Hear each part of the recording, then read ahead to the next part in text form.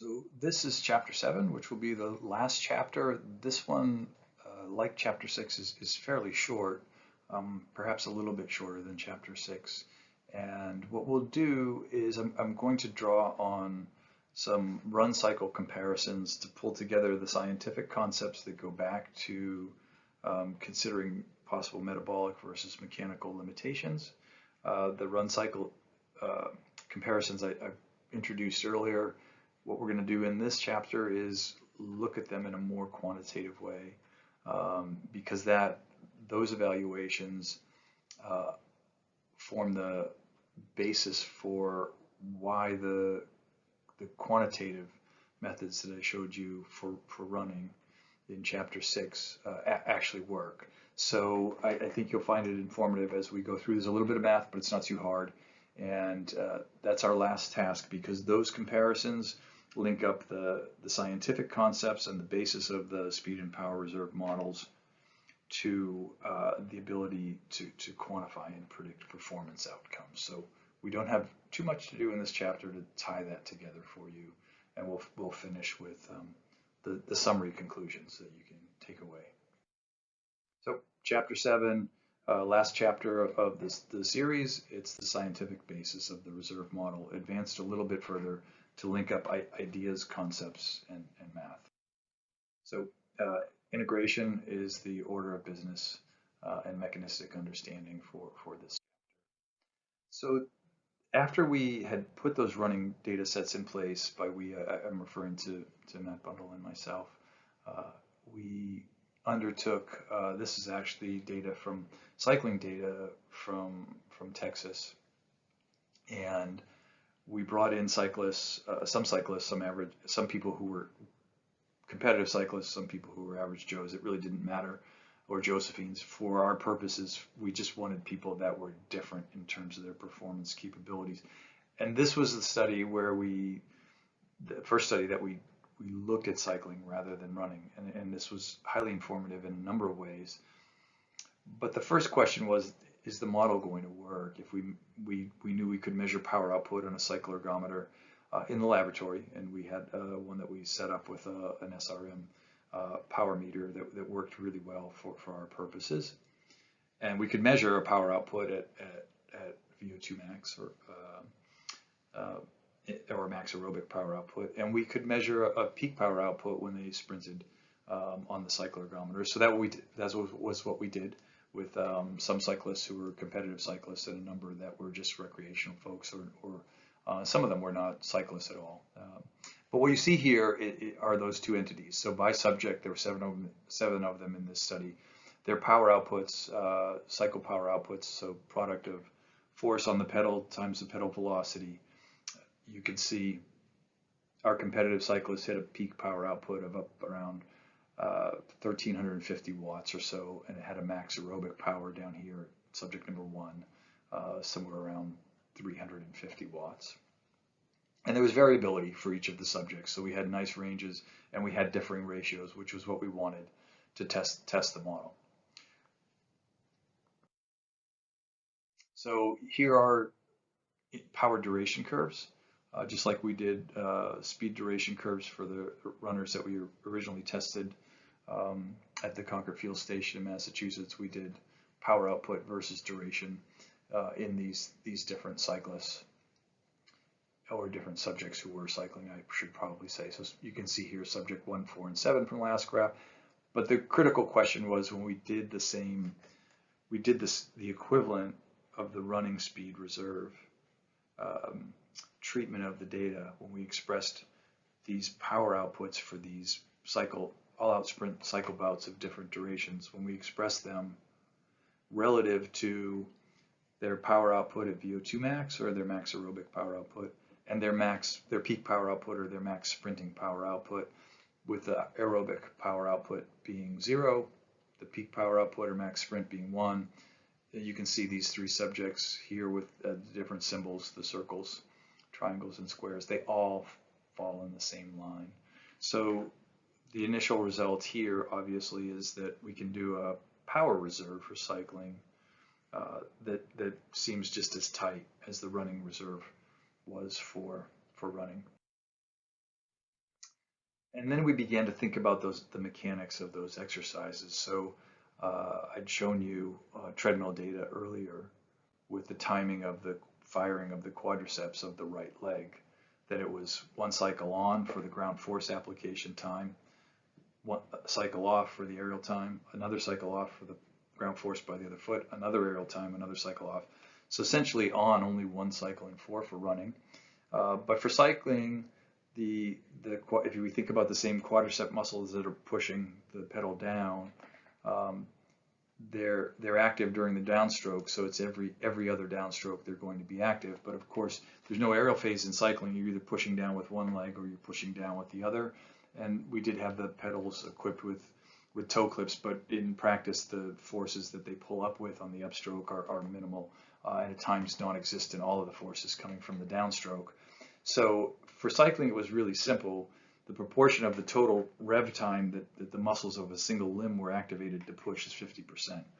But as you see, that for running, because there's the aerial phase as well as alternating limbs, when you put those two things together, if we have the ground force event here, if you look at the upper right panel of the right, say the right limb applying ground force, then there's the aerial period where there's no ground force applied, followed by force application by the other foot in another aerial period.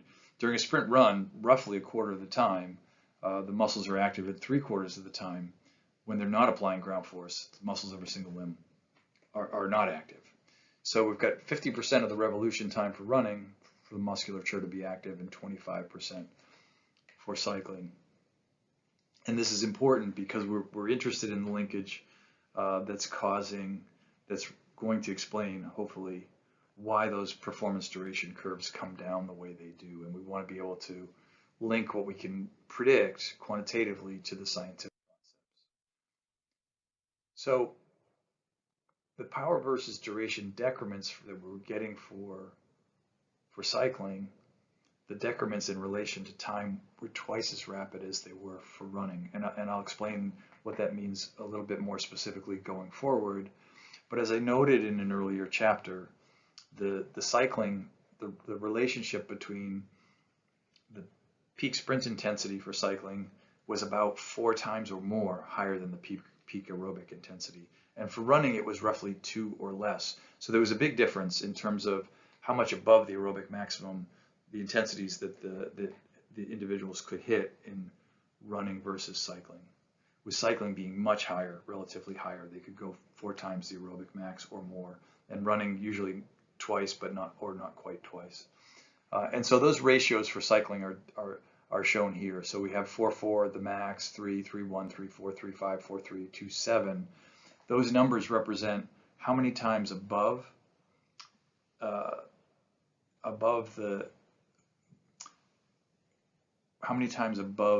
power output at VO2 max was the peak power output. Simply a ratio of the peak power output or the max sprint power output to the max aerobic power output for each of these individual subjects. And you can see the minimum is 2.7, the max is 4.4. On average, just a little bit under 4.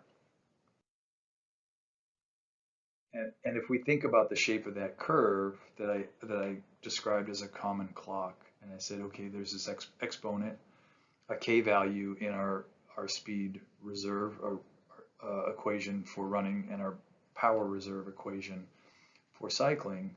Essentially, that K value, which is the letter that we give to describe the exponent, we found when we did the cycling experiments, the first ones, that the K value that fit those curves described the power output as a function of duration.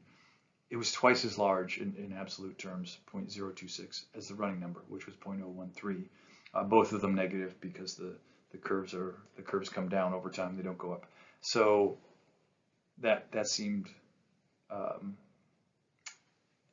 that was a result that jumped out at us. It's different by 2-fold. So we thought that it was probably related to the gait mechanics and the differing mechanics of the exercises, and particularly the time the limbs were applying force, because that determined the active musculature, the time that the muscles were active in both exercises. So as noted earlier, it was half the total time for cycling, but only a quarter roughly of the total time for running. that the muscles of a single limb would be active in applying force. So what we did was we took the cumulative time. We said, okay, for force application by force application event by force application event, we just take the time that the limb is applying force to the pedal or force to the ground. So for cycling, that eliminated half the time when the other limb was busy pushing the pedal down. But for running it eliminated 3/4 of the time. So we could quantify what's called the duty cycle, which is the on time of fraction of the total. And we could compare those curves using only the time of force application.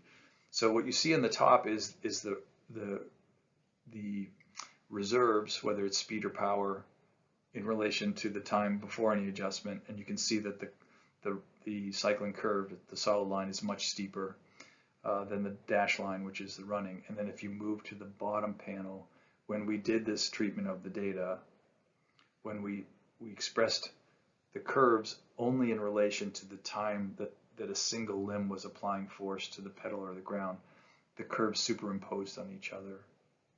And that's an important result, because what it tells us is that the twofold difference in the curves is a result of the twofold, or strong evidence that it's a result of the twofold difference in the time that the muscles are active in applying force.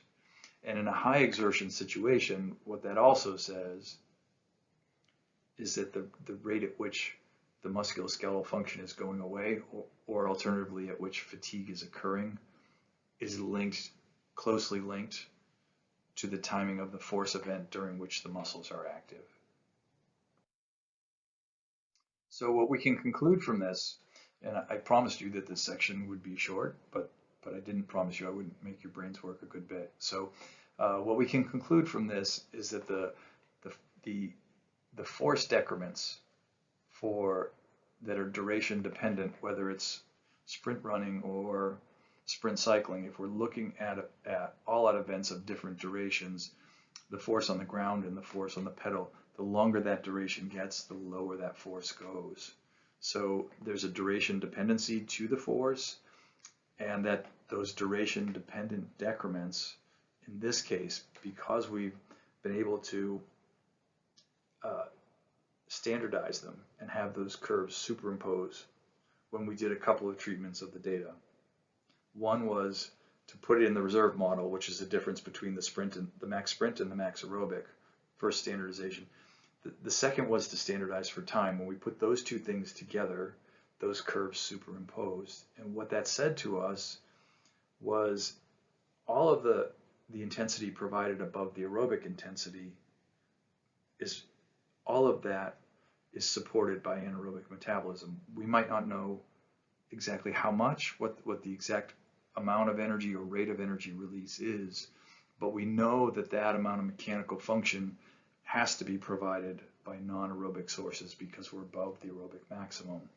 So the fact that when we expressed both the proportion of the whole body exercise that was fueled anaerobically, and we incorporated the timing of the gait mechanics, that those two curves superimposed, that led us to the very important conclusion that those duration dependent decrements were somehow linked to the relative reliance on anaerobic metabolism to provide mechanical function, and that there was an intrinsic rate at which muscle fatigued based on that reliance on non-aerobic or anaerobic sources of energy.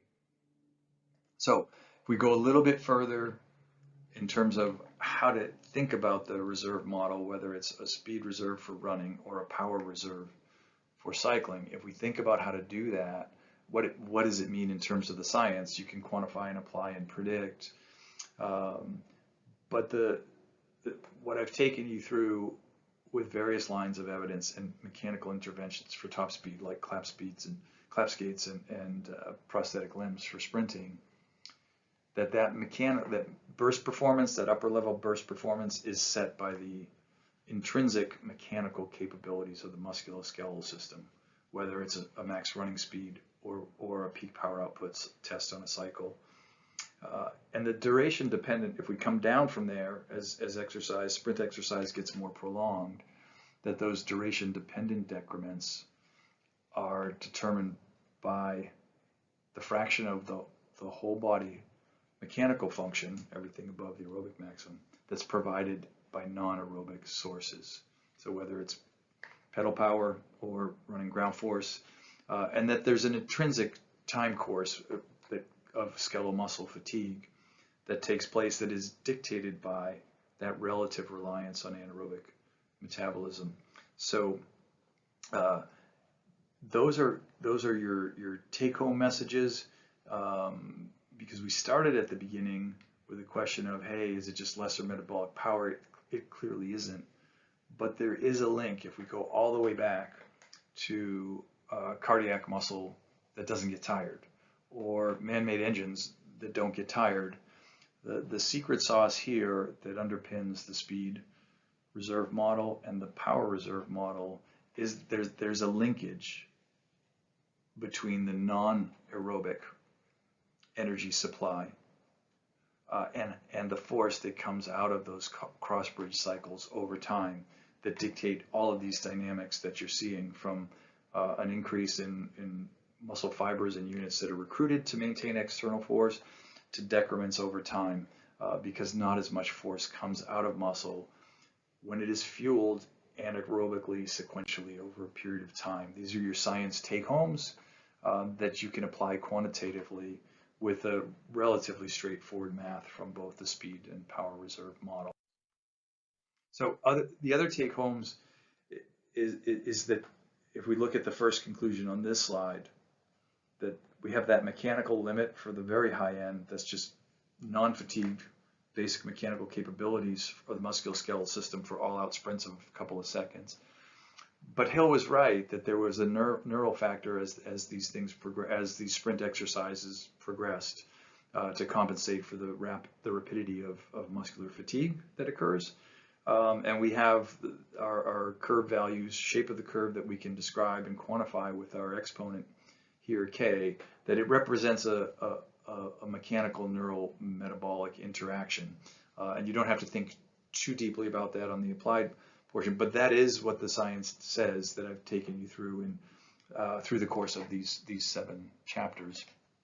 And I'll return to something that I first hit a few chapters ago with the evidence about ATP supply in skeletal muscle within fibers and at the molecular level, which is that the resupply mechanisms are 4 times faster than the cross-bridge can actually use the ATP.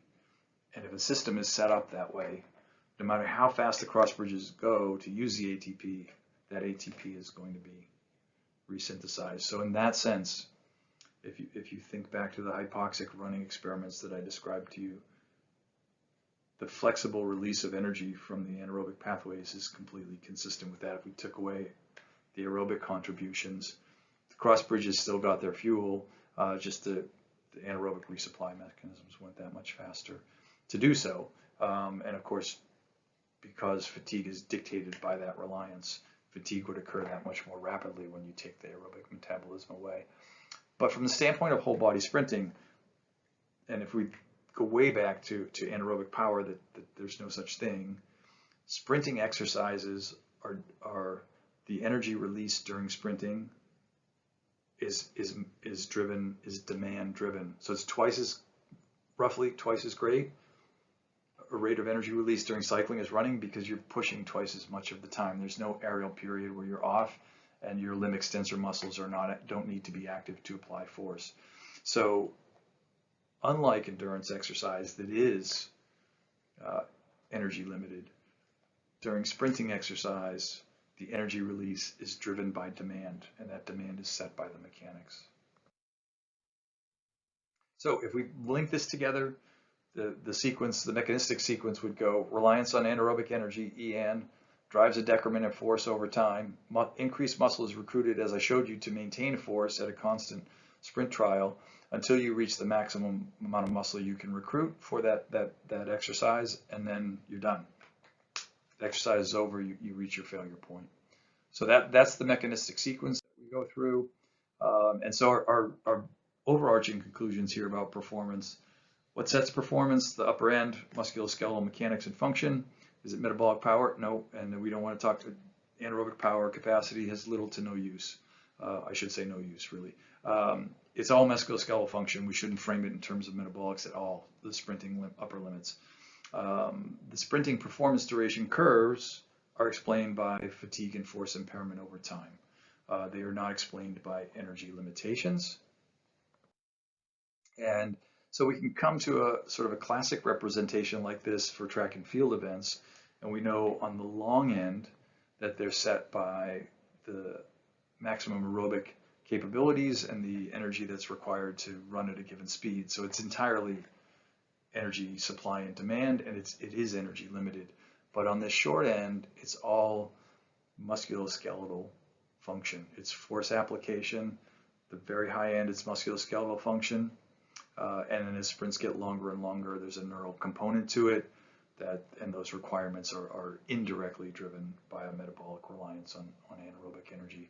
The very short end, it's all musculoskeletal force application and mechanics.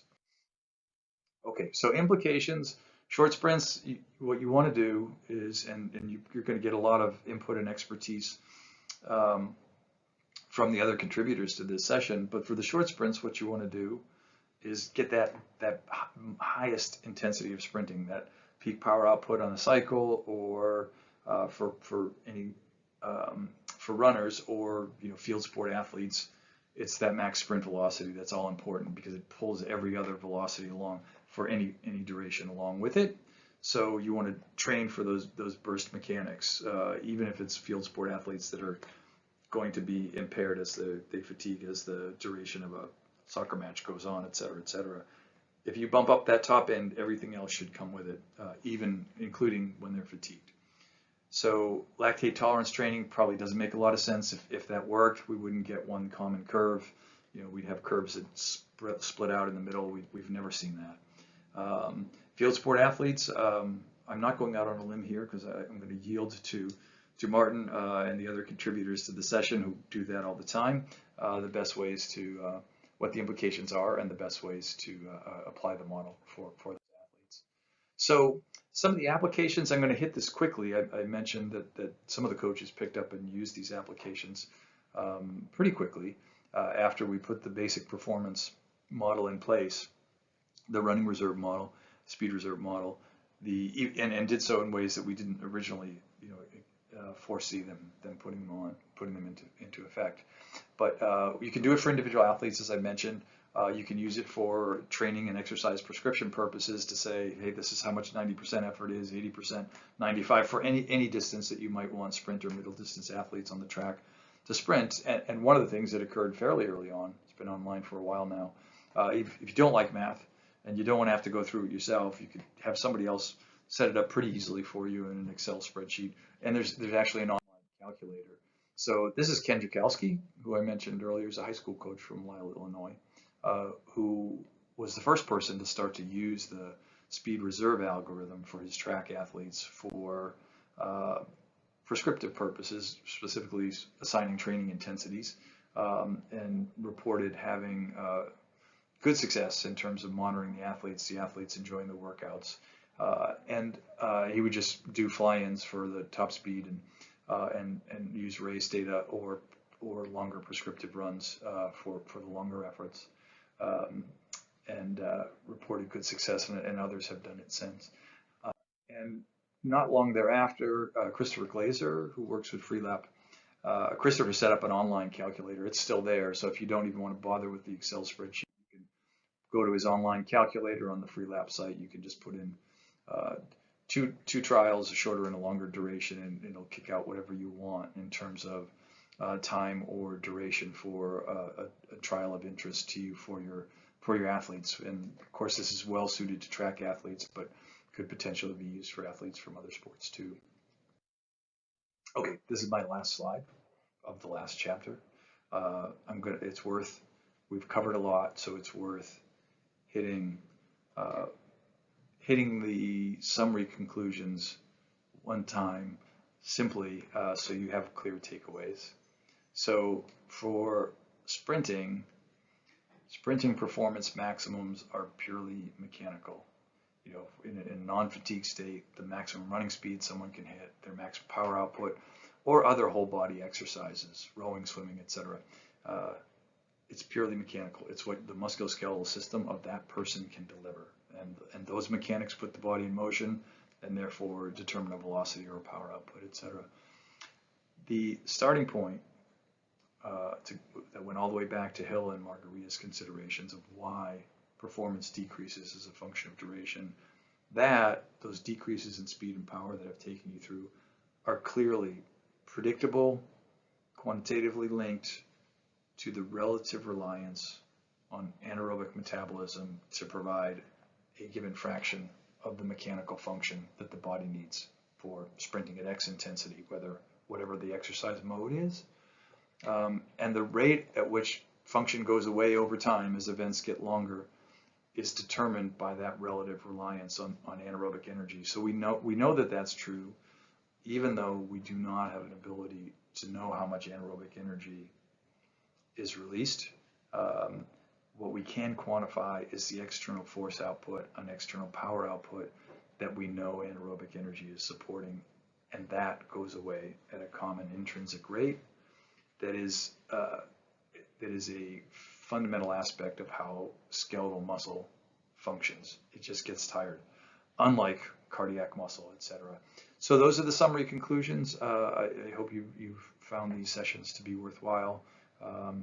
It's been fun for me to go back through the whole series of experiments and to lay it out. So I hope that that's all come through well and clearly, and that you've enjoyed my sections on the speed reserve and the power reserve model. So thank you for your time.